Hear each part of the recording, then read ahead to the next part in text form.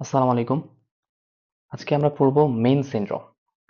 আচ্ছা, মেইন এই কথার মধ্যে আসলে ব্যাপারটাকে আলোচনা করা যায় যে মাল্টিপল এন্ডোক্রাইন নিওপ্লাসিয়া, মানে অনেকগুলো এন্ডোক্রাইন গ্ল্যান্ড, যে গ্ল্যান্ডগুলোতে হাইপারপ্লাসিয়া হচ্ছে অথবা ওই গ্ল্যান্ডগুলোতে অ্যাডেনোমা হচ্ছে অথবা ম্যালিগন্যান্ট চেঞ্জ হচ্ছে, এবং সেটা যদি অনেকগুলো গ্ল্যান্ডের মধ্যে হয়, মাল্টিপল গ্ল্যান্ডের মধ্যে হয়, তাহলে এটাকে আমরা বলি মাল্টিপল এন্ডোক্রাইন নিওপ্লাসিয়া, এবং এটা হচ্ছে একটা অটোজোমাল ডোমিনেন্ট ডিজিজ, মানে এটা একটা জেনেটিক ডিজিজ। তো যেহেতু এটা একটা জেনেটিক ডিজিজ, তো আমরা একটু যদি জানি যে কোন জিনগুলা এটা হওয়ার জন্য দায়ী, এটা একটু জেনে নেওয়া ইম্পর্টেন্ট। তো মেন ওয়ান আমরা ইউজুয়ালি বলি মেন ওয়ান, মেন টু এর মধ্যে দুইটা পার্ট, একটা হচ্ছে মেন টু এ, একটা হচ্ছে মেন টু বি, অ্যান্ড হচ্ছে মেন ফোর। তো মেন ওয়ান যেটা, এটা একটু মনে রাখবেন যে যেভাবে, সেটা হচ্ছে মেন ওয়ানে হচ্ছে মেন ইঞ্জিন থাকে, ঠিক আছে? মেন ইঞ্জিন এটা এখানে লেখা আছে, আমি জাস্ট একটু হাইলাইট করি, জাস্ট এটা হচ্ছে মেন ইঞ্জিন। আর মেন টু এ এবং টু বি এখানে থাকে হচ্ছে রেড জিন, ঠিক আছে? এবং মেন ফোর যেটা, এটা অতটা ইম্পর্টেন্ট না, এখানে মেনলি যেটা ইম্পর্টেন্ট সেটা হচ্ছে MEN one and MEN two.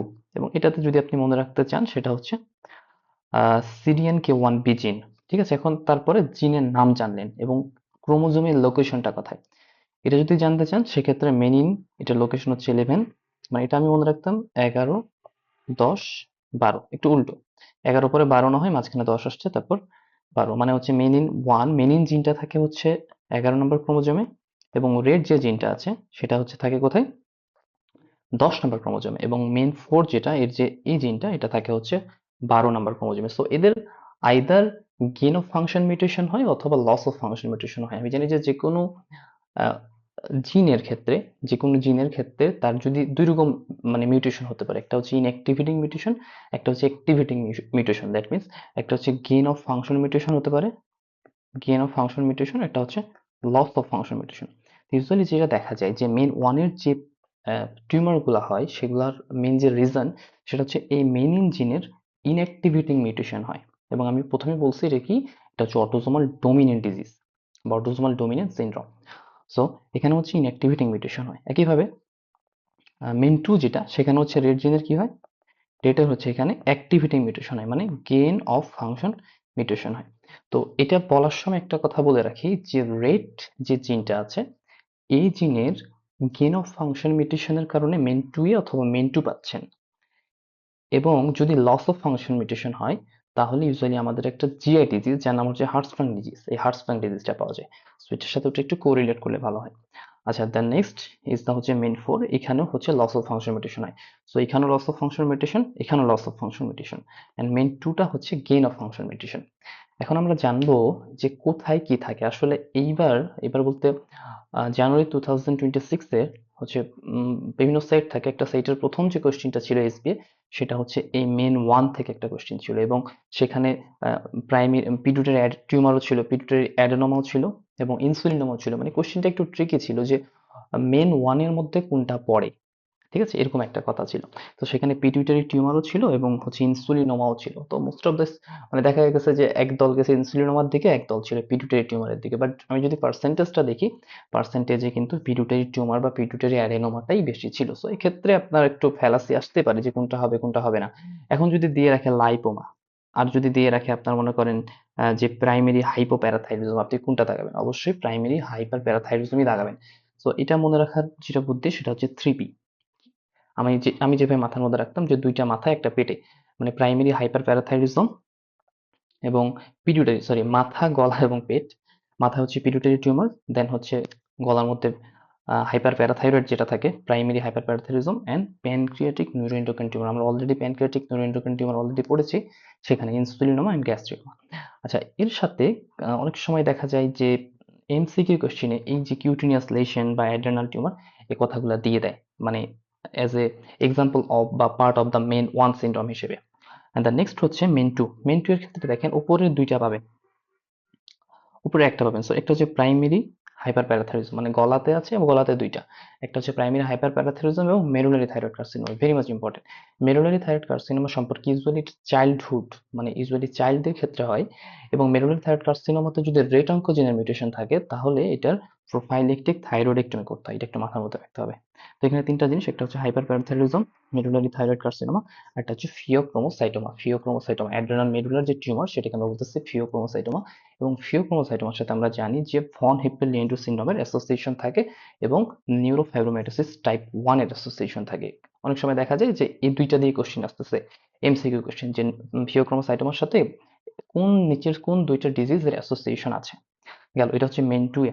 এবং মেন 2 বি যেটা, যে মেন 2 এ সম্পূর্ণটাই থাকবে, এর সাথে যদি কোন স্কেলেটাল ডিফর্মিটিস থাকে, লাইক ক্রেনিও মানে সিস্টোনোসিস, ঠিক আছে, অথবা কোনো ডেন্টাল অ্যানিমেলে প্রবলেম, অথবা multiple mucosal neuromas. Usually question set করা হয় যেগুলো দিয়ে, যে মাল্টিপল মিউকোসাল নিউরোমাস বা মারফানয়েড হ্যাবিটাস, এই কথাগুলো দিয়ে কোশ্চেন সেট করা হয়। আপনি দেখবেন মেন 2 এ সবকিছুই আছে, সাথে যদি এই মারফানয়েড হ্যাবিটাস অথবা মিউকোসাল নিউরোমাসটা পান তাহলে সেটা হচ্ছে মেন 2 বি। ওকে। আর মেন 4 তেমন একটা ইম্পর্টেন্ট না, এখান থেকে জাস্ট এগুলো আছে যে pituitary hyperparathyroidism, pituitary primary hyperparathyroidism, pituitary tumours, এর সাথে হচ্ছে অ্যাড্রেনাল, রিপ্রোডাক্টিভ, কিডনির যদি কোনো পসিবল টিউমার থাকে সেগুলো। সো এই জায়গাটা খুবই ইম্পর্টেন্ট, আপনি অ্যাটলিস্ট মেন 1, মেন 2 এ, মেন 2 এর যে কম্পোনেন্টগুলো আছে সেগুলো, কোনটাতে ইনঅ্যাক্টিভিটি মিউটেশন এবং কোথায় অ্যাক্টিভিটি মিউটেশন হচ্ছে এবং কোন জিনের লোকেশন কোথায় এবং কোন জিনটা কি, এটা যদি আপনি জানেন, আশা করা যায় যে আপনার 2 মার্কস, যেখান থেকে যদি কোশ্চেন আসে আপনি 2 মার্কস পাবেন ইনশাল্লাহ। And the next one is the APS. APS এর ক্ষেত্রে আমরা এটাকে বলি দুইটা ঘটনা, একটা হচ্ছে এপিএস 1, এপিএস 2, এবং এপিএস 2টাই হচ্ছে মোস্ট কমন, এবং এটা হচ্ছে অটোজোমাল ডোমিনেন্ট। দেখেন, আমরা বলেছিলাম যে আপনি যখন জেনেটিক্স পড়তে যাবেন দেখবেন যে অটোজোমাল ডোমিনেন্ট এগুলো হচ্ছে ইনকমপ্লিট পেনিট্রেশন হয়, দেন অটোজোমাল ডোমিনেন্ট, ইনকমপ্লিট পেনিট্রেশন এবং HLA-DR3 এবং CTLA-4 অ্যাসোসিয়েশন থাকে। এই CTLA-4 এর সাথে কিছু ডিজিজ আছে, সেগুলো একটু দেখে নিবেন। বাই দ্য ওয়ে, আমরা যেটা বলতে চাচ্ছিলাম যে আপনি এটা মনে রাখবেন কিভাবে, এটা এমসিকিউতে আসে এবং লাস্ট টাইম এখান থেকে এসবি আসছিল। তো এসবিটা এমন ছিল যে পেশেন্ট ডায়াবেটিক ছিল, আহ, তার হাইপারটেনশন ছিল, মানে এবং হচ্ছে পটাশিয়াম অনেক বেশি হয়ে গেছিল, লাইক অ্যাডিশনস এর ফিচার্স ছিল, টাইপ 1 ডায়াবেটিক্স এর ফিচার্স ছিল, এবং পেশেন্টের হাইপোক্যালসিমিয়া ছিল, মানে ক্র্যাম্পস বা এগুলো ছিল, দ্যাট মিনস হচ্ছে হাইপোপ্যারাথাইরিজম ছিল, এবং তার নেল ডিস্ট্রফির কিছু ফিচার্স ছিল। এটা বলে দিয়েছিল যে নেল ডিস্ট্রফির কিছু ফিচার্স ছিল এবং ক্যান্ডিডিয়াসিস ছিল। তাহলে ডায়াগনোসিস কি হবে? ডায়াগনোসিস হচ্ছে এপিএস 1। তো এপিএস 1 এন্ড এপিএস 2 এর মধ্যে কমন ব্যাপারগুলো যদি আপনি পড়তে পারেন তাহলে ব্যাপারটা সহজ সহজ হয়ে যায়। দেখেন, এটা হচ্ছে অটোজোমাল ডমিনেন্ট, এটা অটোজোমাল রিসেসিভ, বাদ বাকিগুলো তো আপনি দেখে নেবেন। যেটা মনে রাখার জন্য বা মনে রাখবেন কিভাবে, সেটা কিভাবে দেখেন, Addison disease, type 1 diabetes mellitus and primary hypothyroidism, এই তিনটা এপিএস 1 মানে টাইপ 1 টাইপ 2 দুইটাতে কমন, ঠিক আছে। এছাড়া তাহলে আপনাকে কি মনে রাখতে হচ্ছে, যেহেতু আপনি হাইপোথাইরয়েডিজম পড়তেছেন, হাইপোপ্যারাথাইরয়েডিজমটা মাথায় নেন, সাথে করে nail dystrophy, dental enamel hypoplasia এবং ক্রনিক মিকুকুটিনিয়াস ক্যানিডিয়াসিস, আপনি যদি এটা একটু ভেঙে পড়েন তাহলে আপনি যেটা পাবেন, জেপিএস এ অটোইমিউন পলি এন্ডোক্রাইনোপ্যাথি এক্টোডার্মাল, এক্টোডার্মাল হচ্ছে এই ডিসপ্লেসিয়া বা ডিস্ট্রফি থাকে, ঠিক আছে, ক্যান্ডিডিয়াল এক্টোডার্মাল ডিস্ট্রফি থাকে। সো আপনি যদি এই তিনটা পড়েন, সাথে এটার সাথে এটা মিলিয়ে পড়েন, এবং নেল ডিস্ট্রফি, ক্যান্ডিডিয়াসিস এবং ডেন্টাল এনামেল হাইপোপ্লাসিয়া পড়েন, তাহলে কিন্তু এটা আপনাকে আলাদাভাবে মনে রাখতে হচ্ছে না। এবং আপনি যদি টাইপ 2টা দেখেন, টাইপ 2তে দেখেন মোস্ট অফ দ্য, আমরা যেগুলা বলি যে autoimmune disease, most of the autoimmune disease এখানে আছে, লাইক অ্যাডিসন ডিজিজ বা হচ্ছে type 1 diabetes mellitus, vitiligo coeliac disease, myasthenia gravis, primary hypogonadism and pernicious anaemia. আচ্ছা, এখান থেকে কোশ্চেন্স কঠিন করার মতো কিছু নাই যদি আপনি খুব ভালো মতো একটু দেখে পড়েন, বাট এই জায়গাগুলো থেকে করতে পারে, দেখা গেলো ডেন্টাল হাইপোপ্লাসিয়া না দিয়ে দিয়ে দিচ্ছে হাইপারপ্লাসিয়া, ভুল হয়ে যাবে, তাই না? সো এই ব্যাপারগুলো একটু মাথার মধ্যে রাখবেন। এই পর্যন্ত, ঠিক আছে, আসসালাম।